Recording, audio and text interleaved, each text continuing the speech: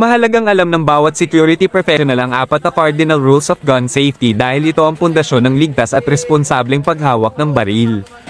Ang mga patakarang ito ay: una, ituring na laging loaded ang baril. Ikalawa, huwag itutok ang baril sa hindi mo nais tamaan. Ikatlo, ilagay ang daliri sa labas ng gatilyo maliban kung handa ng bumaril.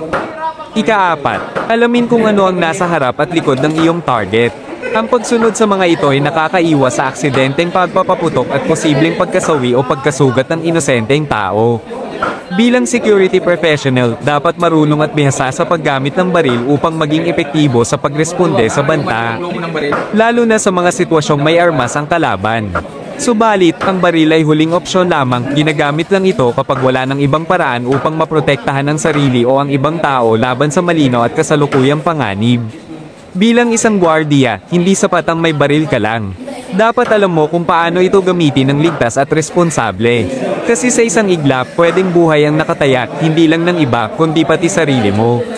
At kapag dumating ang oras na kailangan mo itong gamitin, dapat buo ang loob mo at malinaw ang dahilan mo, para sa tama, hindi para sa abuso.